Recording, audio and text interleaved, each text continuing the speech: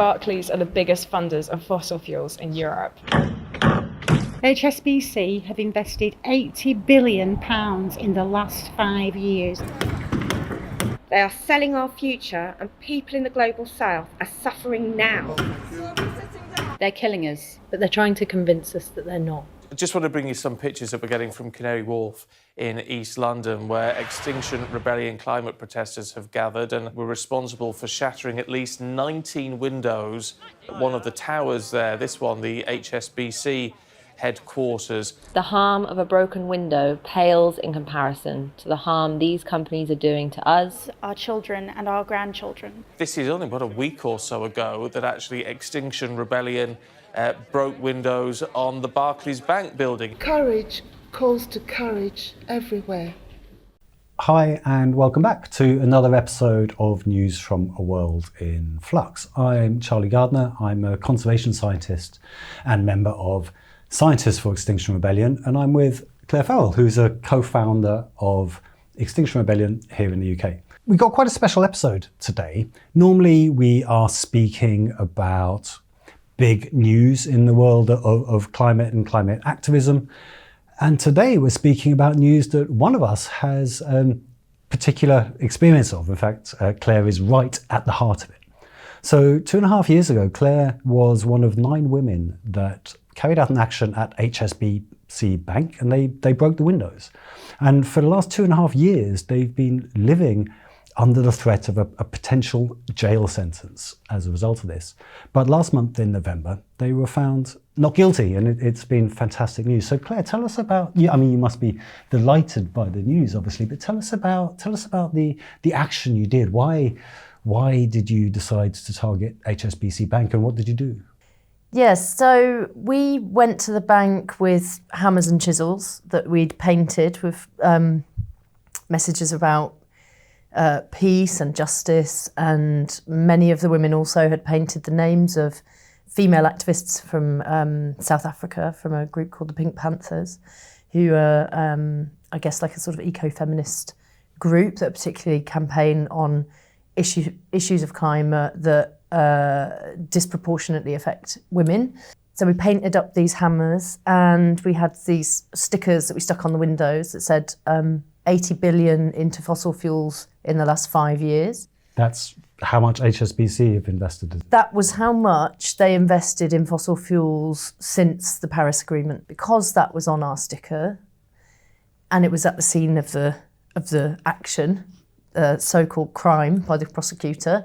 That meant that we could reference it all the time.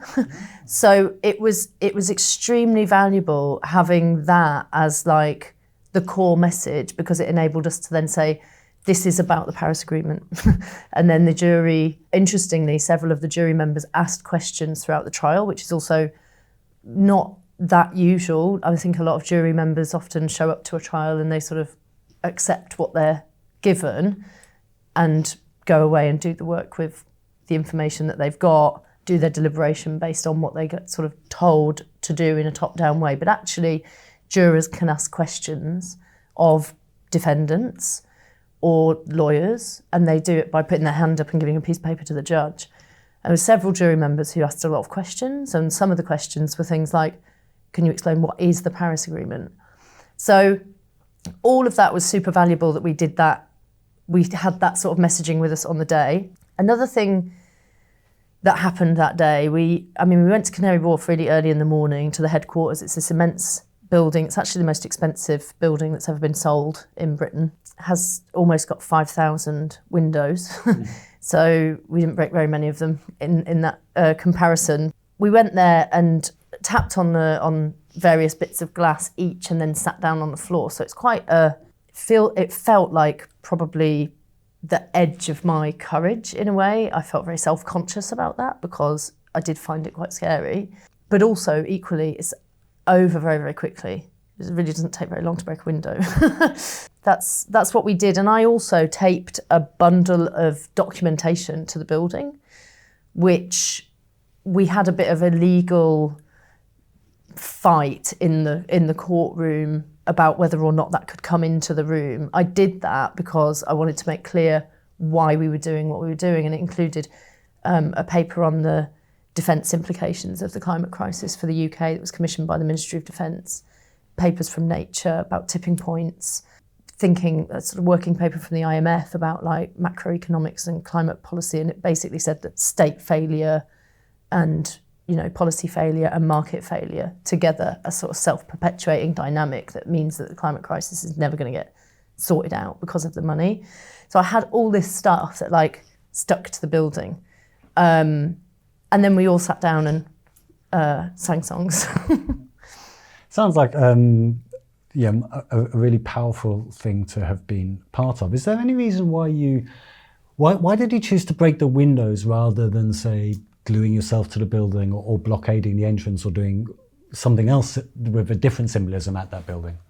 Well, for me, it felt like the right thing to do for multiple reasons. And one of those was in the spirit of escalation, because, we've all of us, lots of us have done a lot of these actions where you sort of get in the way, cause a disruption. There's something a bit more serious about breaking a window. It's not, you can't wash it off. It's like, no, I broke that.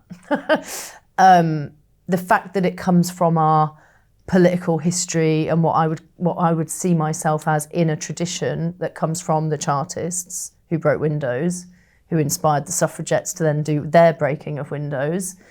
It was definitely something that we saw ourselves as part of a tradition, a political tradition of this country, but also as groups of women, and there are other people who have outstanding trials for basically doing the same thing at other times, at other banks.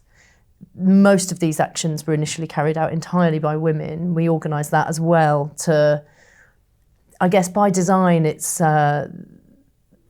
would be easy to paint a group of men as breaking windows, as appearing to be more violent. It's if you've got a diverse group of women, including grandmothers and university students and all people in between, it's a lot harder to say, look, that was a violent act. We did a lot to mitigate against it appearing violent because we believe that it is possible to damage property non-violently. Yeah, and when you look at the images and the videos of that action and others, it's you couldn't do it in a more safe and ordered and calm way, and so the whole vibe of it is the very opposite of violence, and it really helps belie this myth that actually damage to property should count as violence, which of course it's not. Yeah, and quite often that topic often comes up in courtrooms, and it didn't really come up that much in this case actually, which I was surprised by. It came up when so immediately after we did the action, we were held obviously in police custody, but when it got to the morning, we'd been held overnight, we'd been taken in for interview, and they arrested us for 200 grand of damage. Then when we went into an interview room, they told us it was £500,000, which I think a lot of us found quite shocking actually, because I didn't get up that morning and think, I'm going to do £500,000 worth of damage today. I was completely staggered by the value of the windows, what they claimed, one window was £30,000. And I was like, well, that's like more than I earn in a year. There's too much money in the wrong things, isn't there? Blimey. Fucking hell.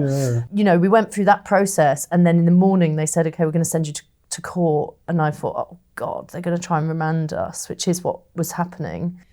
In other words, remand means keeping you banged up without having to... Yeah.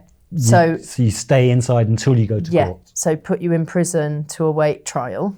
And the prosecution on that day was this guy who, in my memory, he was like a sort of cartoon, like bad guy, like these big glasses and bald head. And he stood there in this magistrate's court and was like, this is a 9-handed mob of violent women. And he called us dangerous. And he said, like, who knows what they're capable of and all this stuff. And part of me like stood there thinking, like, some of the best women ever have been like stood in a courtroom and been called dangerous. Absolutely, yeah, you must have been But quite also, bad. This sort of implication that we were violent people, I think, it felt really strong in that room, but that charge didn't really come at us as much as I'd expected in the Crown Court room, actually. So there wasn't that much deliberation between the kind of legal representatives and the judge about whether or not breaking property can be termed to, violent inherently. I think Gully, one of our co-defendants, she put it really beautifully in her closing remarks when she said, we live in a world where panes of glass don't have feelings and they can't have grief and they can't mourn, but human beings do. And so it was an extremely emotional trial, actually. I mean, I guess all of our trials always are, but yeah, it was immensely emotional, a lot of tears, actually. So we missed a bit in the story there. So they decided they weren't going to hold you on remand. We managed to get out. But then there's 2.5 years until you're back at a Crown Court in front of a jury. So why did it take so long? And how come you ended up in front of a jury? Because not all defendants always end up in front of a jury, do they? So you get a jury trial if you do over a certain threshold of damage, which we were definitely over the threshold. I think often it's around, if you're under £5,000 of criminal damage, you're always going to go into magistrate's court. If you're over, I don't know where the threshold is, but, say you go over 10, I think you're likely to get a jury. I'm not sure where the lines are. But our case was listed for last year, and it should have happened in May 22. And then it got pulled 2 weeks before. Because the government had asked for an appeal on the Coulston statue case. And basically, the people who pulled down the Coulston statue in the Black Lives Matter protest in Bristol were acquitted by a jury. And they were acquitted by a jury partly using an argument, which is using the ECHR, European Charter of Human Rights, Articles 10 and 11. Article 10 is freedom of expression. I've used that argument before on cases where I say, the reason why I put paint here is because I've got an Article 10 right to express myself, and these are very critical times, blah, blah, blah. So you make the argument about why you had to express yourself in that particular way at that time, and why you're supposed to say that you did the minimum that you possibly could to have the amount of impact that you needed to have, whatever it is. And this was the argument that the Black Lives Matter protesters I think it must have been the argument that they won on. And they were found not guilty over and they were found statue. they found not guilty by jury, and they brought in an expert, the BBC presenter David Olasaga, to talk to the jury as an independent expert witness about their beliefs. So if you have Article 10 as a defence, the jury don't have to believe you that what you say is correct, because you can bring in an expert that says what they say is actually true. And I'm independent, I'm not their friend. So ideal world, we would have had Article 10 on this case, and we could have brought in finance experts, climate scientists. I could have called you, we could have brought people in. Having expert witnesses really strengthens your case, and it helps you to communicate with a jury because you have another trusted voice in the room. The establishment lost their shit about Coulston, appealed the case, sent it up to the higher courts, and the appeal went against us. So basically our trial went on hold for more than a year because we were waiting for that outcome of that appeal in order that the judge would know how to run the case. Sure. And so when we got our trial date listed for this year, for November, we knew that we couldn't use Article 10 anymore. So we knew that we were on our own and not going to be able to bring in any experts. And it's just a way of, the state moving the goalposts because they don't like it when they lose, basically. So obviously people might be really concerned by what they're hearing about what's going on with our legal system. What can they do? What can people do to support and raise attention?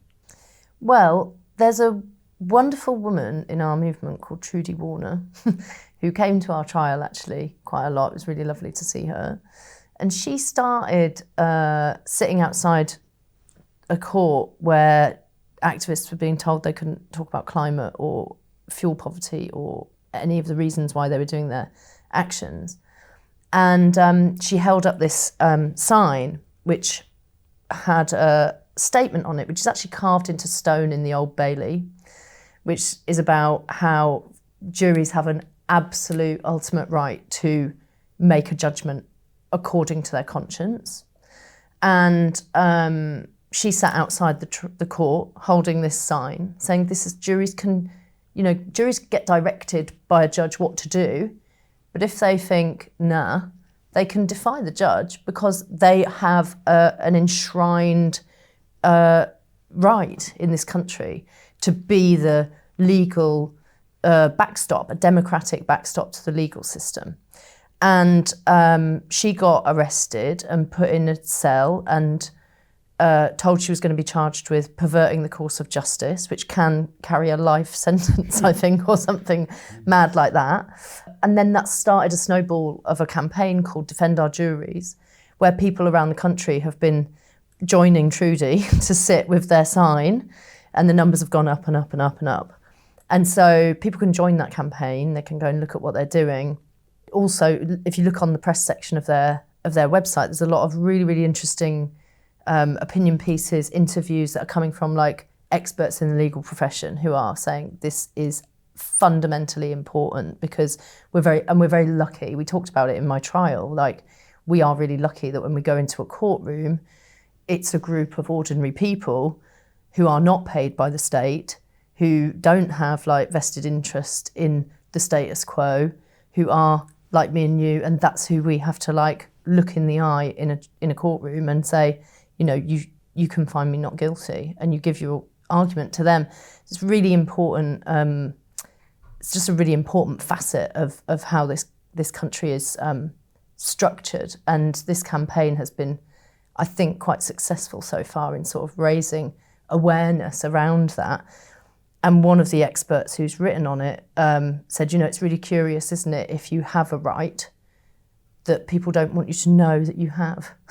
So if you're holding a sign outside a courtroom that just states a piece of law on it and you can be arrested for that, well, you've got the whole system tying itself in knots, do you know what I mean? So it's an extremely well-designed and executed campaign, in my opinion, because it's also attracting quite a lot of support from across the spectrum. There's a lot of people on the conservative end or the right end of political space who will also say, this is super important. Of course, juries have a right to be independent. So, so people should look that up and go and join them. Yeah, do. Nothing is more important than the right to have access to justice. And it is, of course, so much bigger than just a climate issue. So support Defend Our Juries campaign. So I saw some pictures of you outside your Crown Court, and you all look very snazzy. What was that about? We were coming up to the trial, and people know my background's fashion, but I was obviously thinking, oh God, what am I going to wear? And I don't know, it just came into my mind, why don't you ask some ethical, sustainable designers that you know if they'll lend you some smart clothes, because it would be really nice for the women if we could all go in looking, feeling good, basically. A few years ago, Stella McCartney invited me and some others to go over to Paris to a press conference. And people may or may not know that she's been working on sustainability and stuff in fashion for a long time. She just popped into my mind, and I thought, I wonder if Stella would lend us some nice stuff. So I reached out, and she was like, yeah, totally. So we got a big whole load of stuff that came to my house, like coats, jackets, things. So we split them all up, and broadly everyone had like a piece or a suit or something like that. And personally, I just found it really, a really good support, because I felt like I looked sharp, you did. and I always think there's something about, the way that you get dressed that like changes the way that you feel, that can change the way that you then sort of hold yourself and the way that you behave and all of that. So I felt like it was really kind support from her to loan them to us, but it felt sort of like confidence giving in a strange kind of way. Excellent. Well, what I really like about that is that obviously, not everybody can risk arrest breaking windows at a bank. It takes a tremendous amount of courage, a certain position of privilege and stuff. But people can support in other ways. And for a prominent, well-known person to support like that, I think it's really powerful because, I think a lot of people sort of think that, climate change, that's an issue for environmentalists, right? And of course we expect to hear this message because they're environmentalists. That's what they talk about.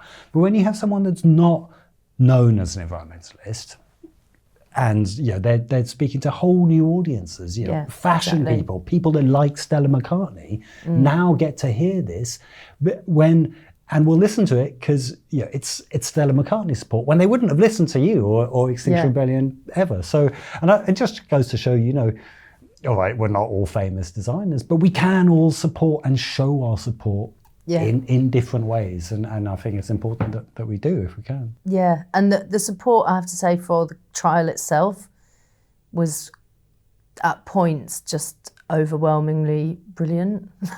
The people in the movement, people who showed up, the people in my friendship circle even who are not part of the movement, who, one of my friends was making me dinners and bringing them around, putting them in the fridge so that I didn't have to think about cooking food and stuff. We had a lot of the women from outside of town came and all stayed in one house. They had to rent a house to live in together.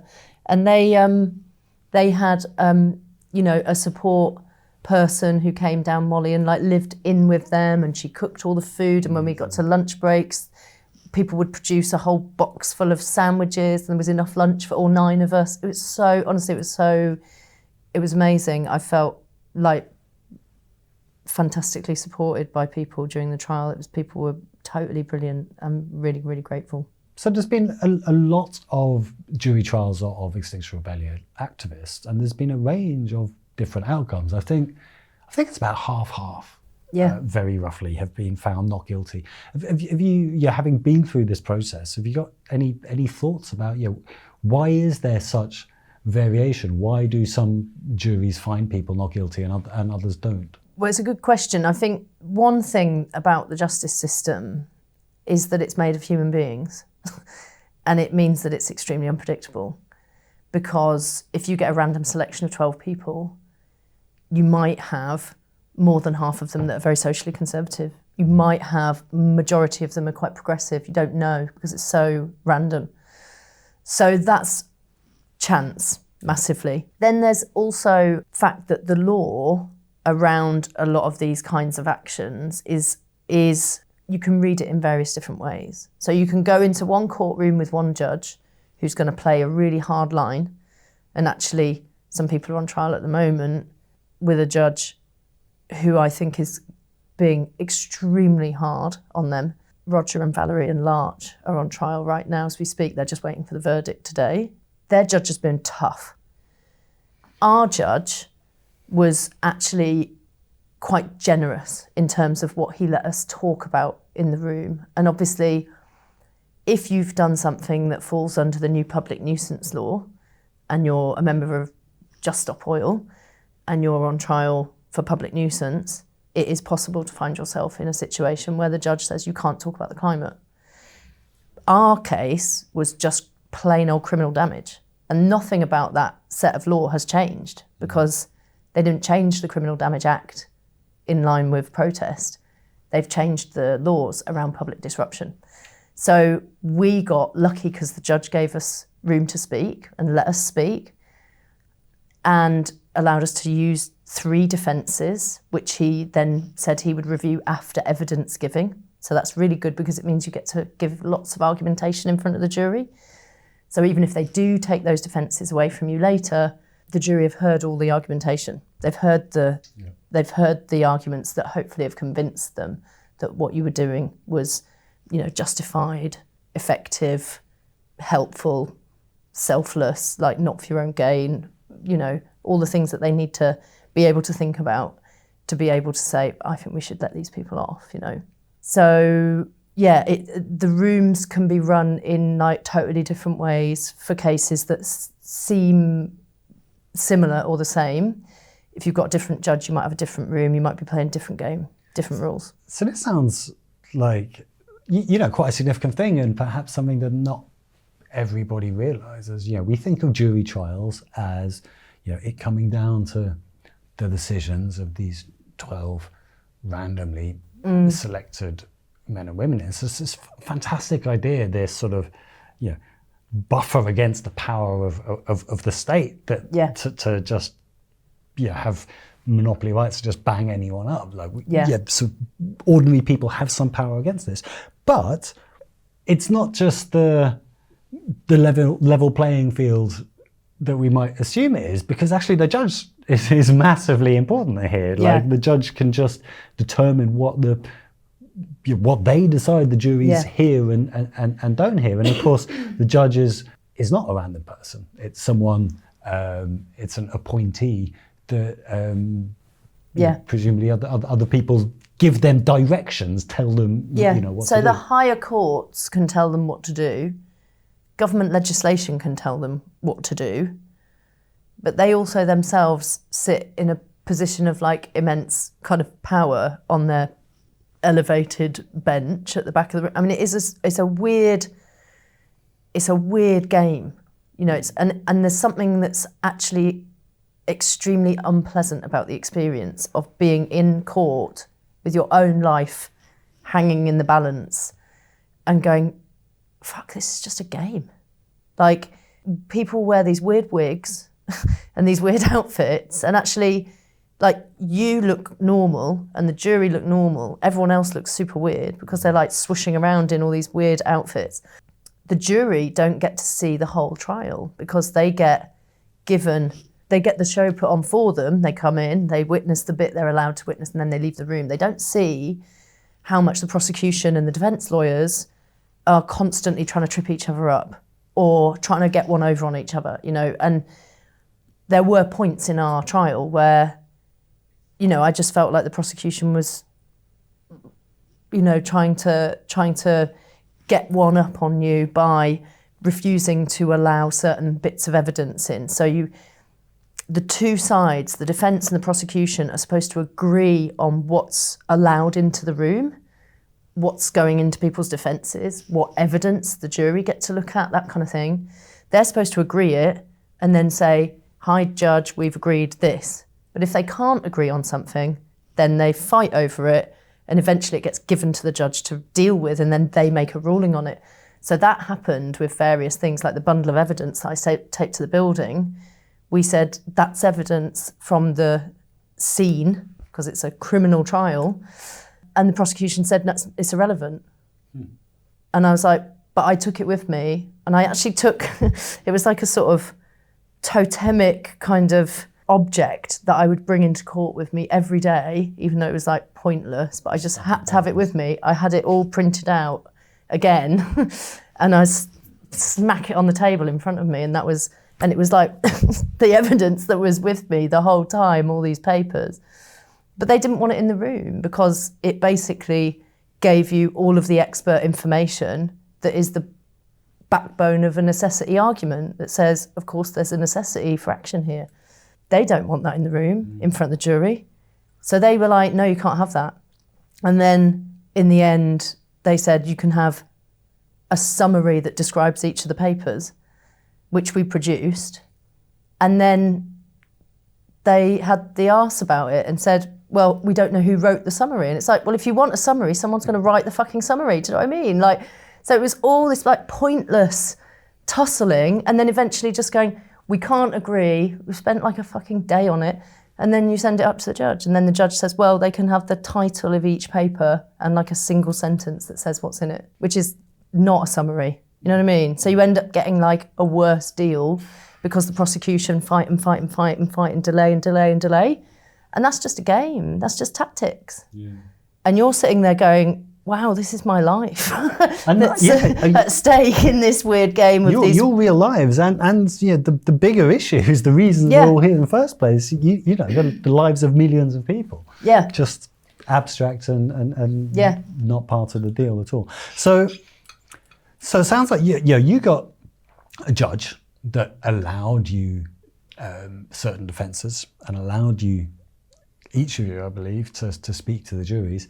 Other climate activists recently have been banned by their judges. There's one judge in particular that's developing quite a reputation, known by Silas Reed, and he's been preventing defendants from mentioning climate change in their defences. When it was Insulate Britain defendants, he banned them from also mentioning insulation or fuel poverty of things, and it's been fundamentally shocking to a lot of people that activists will go to trial and not be allowed to share their motivations, their defences, because it just feels an integral part of the justice system. How can it even pretend to be justice if you're not allowed to share your motivations? The legal landscape in the UK seems to be changing quite fast. Yeah. And a common interpretation of that is that the jury trials are embarrassing for the state when activists get found not guilty. So the government tries to change the legal landscape so that's less likely to happen. How do you think your trial fits into this, these broader changes in the UK landscape, and what should people be aware of in all these changes? Because at the moment, it feels like climate activists are broadly aware of these incredible changes to the legal system in the UK. But these changes are obviously much bigger than just climate protests. They affect all our rights, and yet people are outside the climate bubble don't seem to really be talking about it. So tell us a bit about the bigger issues. Well, I think most people are broadly unaware of what's happened to the country in the last year or so in terms of the restrictions, the right to protest, the right to express yourself. There's definitely been there's a clear intention from the state that this is supposed to have a chilling effect on dissent. It's supposed to shut people up. It's supposed to stop people from being brave enough to go out and do this stuff in the first place. And of course, there are groups like Just Stop Oil going out and just in defiance of it, doing it anyway. And just this morning, I got a press release sent to me that someone's just been given a 6-month sentence for slow marching down the street. 6 months inside, not suspended, gone inside for that. And, Morgan's just come out this week from 14-month stretch for a very successful road closure. I mean, it's like people around the world are looking at this country going, what the fuck are you doing? They really are. And I think the general public don't actually understand the severity of the restrictions that have been put on because the court system is so clogged up. I mean, it took us 2.5 years to have a trial. There are other people on trial at the moment for things that happened in 2019. Probably there's stuff stretching back longer. I've been coining the term, we live in a Tory failed state. So it's like, the NHS is really, really, really suffering and struggling to stay alive. The schools are literally falling down. The court system is clogged and fucked up. And realistically, any sane person in this current context would not say it's a priority to put non-violent protesters in our already overflowing jails that can't, they're not banging up bent coppers, they're not banging up rapists, they're not, it's like, I don't see how you can make it a priority that somebody who won't stop walking down the middle of a road in a high-vis jacket, I don't see how you can say, they're a priority, let's put them away because they're very, very annoying. It's like, so I think because of the time delay on how long it takes to go to trial, we're also, we're not seeing people being sentenced quickly. So that's also affects the public perception of the laws, because if you don't see the implications of those laws because they're not being played out very much yet, that also means there's a delay on people hear the news about the legislation and go, oh, that sounds a bit bad. And then if you're not going to see people getting sentenced off it for a year or more, there's a big disconnect, I think, for people not to understand the severity of what's been put on offer for the state to use against people. And of course, we talked about this in a previous episode about how, you know, this legislation was written by think tanks that are funded by oil. Policy exchange, yeah. This is legislation that was dreamt up because Extinction Rebellion was effective. It's been bought and paid for by international fossil fuel interests, in my opinion. You know, Rishi Sunak explicitly thanked Policy Exchange for having drafted the legislation. Yeah. And we know Policy Exchange gets their money from fossil fuel interests. Yeah. You know, I think for this case, it's obviously I feel great about the fact that I'm not going to jail and that I had that hanging over me for 2.5 years. And I know that we all feel obviously relieved. But there's also, for me, something important about like now being able to go out and talk about it, not just to say like, you know, it's possible to do something like that and for a jury to acquit you, but what a damning indictment of our circumstances.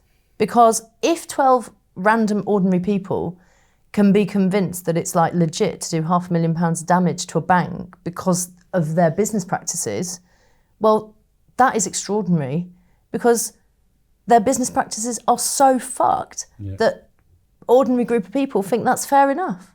And I'm not like someone who found that an easy thing to do. I'm not. You get a sort of identity in this movement, I think, as being like a rebel and a rule breaker and blah, blah, blah. I didn't find it easy to break a window. I didn't want to. I didn't find it easy at all. It was like the most stressful, like terrible thing that I've ever done. I felt like really worried about it and really worried that it was too scary for me to do, even though we made it as like soft and safe and nice and everything as possible. But for a group of ordinary people who are not me, who are not like radically minded and thinking about how to get change to happen quickly on climate, to be able to talk to them in a room where the rules are pinned down by the establishment, where you're very restricted in like your operational space that you get in the court, to be able to win on their terms, playing their rules in that room, it really means the situation is like fucking nuts because that, you know what I mean? So it's really extraordinary. That's like, what I think's amazing about it. It shows just what an utter failure all the systems we're supposed to trust to keep us safe have been. Yeah. That a jury were able to say, what you did is justified because everything else that you could have done just doesn't work. So I think it's, you know, it's as much as I can't even begin to understand the stress and the fear that action caused you. It must be, you know, really validating and empowering to have been told that you were right, as extreme and unlikely as that action was, you were right to do it, and that's an amazing thing. It's a really uplifting victory. So thank you so much for coming on to talk to us about that. I'm sure everyone can extend their thanks and respect to Clare and her 8 co-defendants for the action they've taken on our behalf and on behalf of all life. And join us soon for another episode where we'll be talking about some other recent goings on in the world of climate breakdown and our efforts to avoid it.